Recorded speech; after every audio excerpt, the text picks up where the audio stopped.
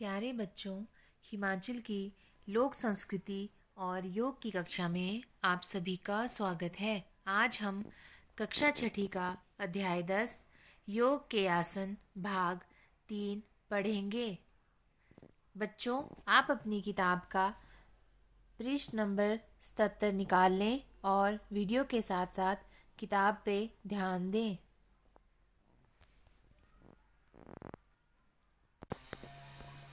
विद्यार्थी: गुरुजी, अब हम थक गए हैं, हम बैठना चाहते हैं। शिक्षक कहते हैं, ठीक है, आप बैठ जाएं, थोड़ी देर आराम कर लें। थोड़ी देर के बाद शिक्षक ने कहा, बच्चों, अब हम पद्मासन करेंगे, जिसके लिए आपको खड़े होने की भी आवश्यकता नहीं। पद्म यानी कमल, नाम से स्पष्ट है कि इस आसन में शरीर की आकृति कमल के फूल के समान होती है। आओ पद्मासन करें। सबसे पहले अपने पैरों को आगे की ओर फैलाएं।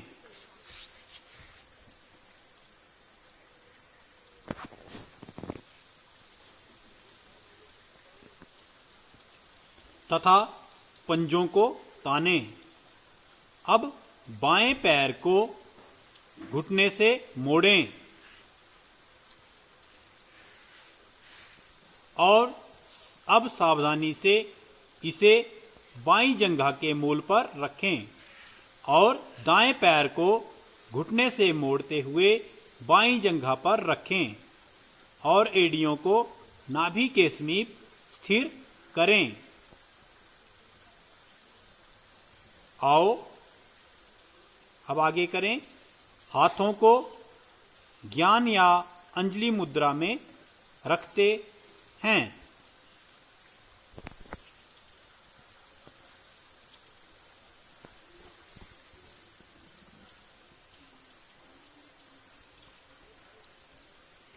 देखिए, ये है पद्मासन। जब हम अपने हाथों की तर्जनी उंगली से अंगूठे के मूल को दबाते हैं तो इसे ज्ञान मुद्रा कहते हैं और अंजलि मुद्रा में दोनों हाथों की हथेलियों को एक दूसरे के ऊपर गोद में रखें। यह अंजलि मुद्रा कही जाती है।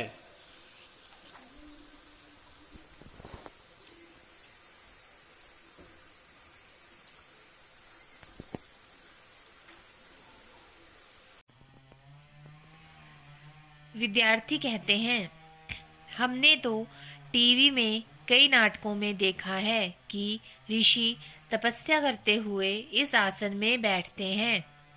शिक्षक कहते हैं, बिल्कुल सही, इसलिए ही यह आसन बड़ा प्रसिद्ध है। इसका लाभ सभी व्यक्ति उठा सकते हैं। यदि हम यह आसन करें तो हमारा स्नायु तंत्र मजबूत होता है तथा वायु रोग एवं घुटनों, पैरों से संबंधित रोगों का भी निवारण नित्य अभ्यास से संभव हो पाता है। प्राणायाम।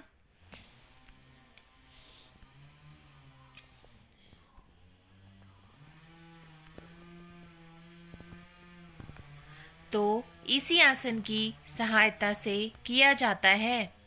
पूजा, पाठ व ध्यान के लिए इसके प्रयोग के बारे में आप तो जानते ही हैं।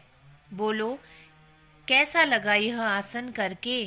विद्यार्थी: बड़ा मजा आया गुरुजी।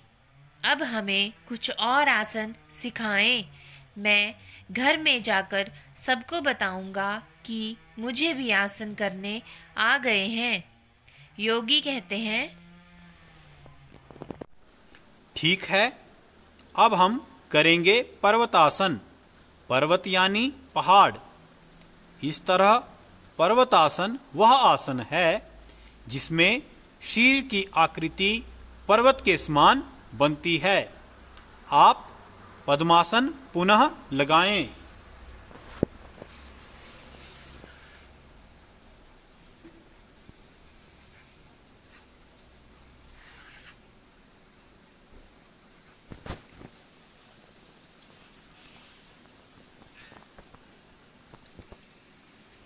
अपने नितंबों को ऊपर उठाएं ताकि शरीर का सारा भार घुटनों के ऊपर आ जाए।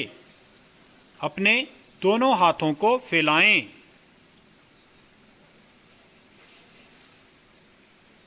और इन्हें ऊपर की ओर सीधा ले जाकर हथेलियों सहित पूरे हाथों को मिलाएं।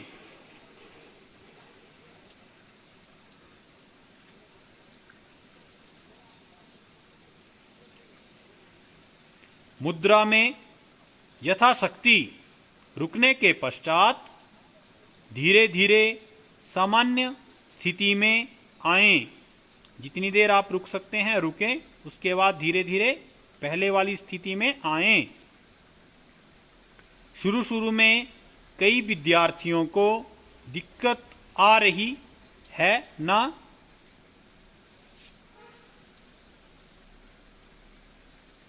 बार बार अभ्यास करोगे तो शरीर का संतुलन बन जाएगा। इस आसन से, पद्मासन से होने वाले लाभ तो मिलते ही हैं, परंतु शारीरिक संतुलन भी विकसित होता है।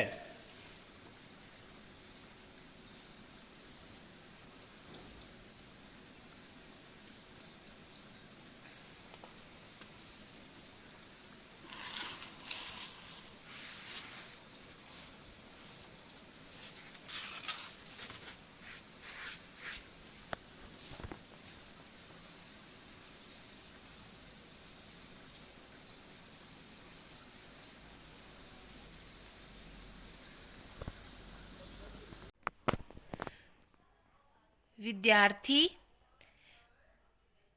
कहते हैं, गुरुजी, यह आसन करके हमें लगा कि हमारा शरीर भी पर्वत जैसा हो गया है। क्या आप हमें और भी आसन सिखाएंगे? शिक्षक कहते हैं, हाँ, अब आप योग मुद्रासन सीखेंगे। यह योग के लिए महत्वपूर्ण मुद्रा वाला आसन है। पद्मासन लगाएं।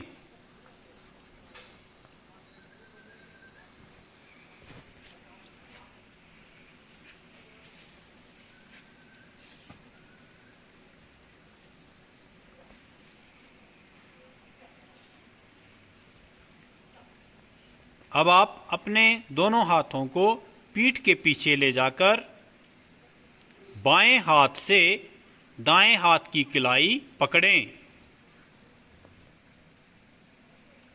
दाएं हाथ की मुट्ठी बंद रखें तथा कमर और गर्दन सीधा रखें। लंबी सांस भरें।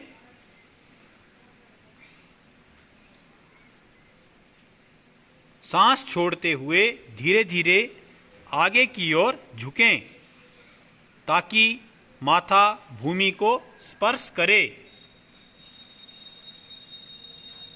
भुजाओं को ऊपर की ओर उठाएं व यथाशक्ति रुकें।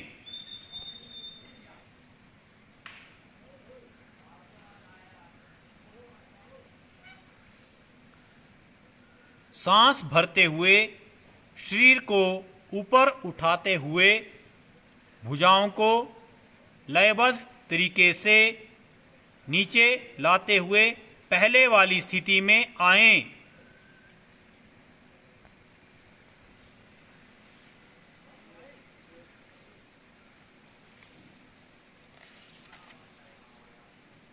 विद्यार्थी पूछते हैं, इस आसन के क्या क्या लाभ हैं गुरुजी? इस आसन से उन लोगों को बहुत लाभ मिलेगा जो मधुमेह और मोटापे जैसे रोगों से पीड़ित हैं।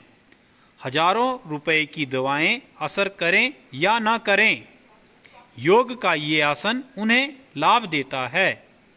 इससे लाखों व्यक्ति इन रोगों से मुक्ति पा चुके हैं और बच्चों, हड्डियों का बुखार भी इस आसन से दूर हो जाता है।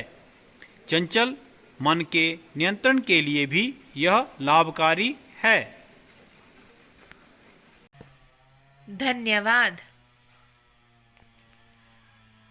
अगर आपको यह वीडियो अच्छी लगी हो तो हमारे चैनल को सब्सक्राइब करें, वीडियो को लाइक और शेयर करें।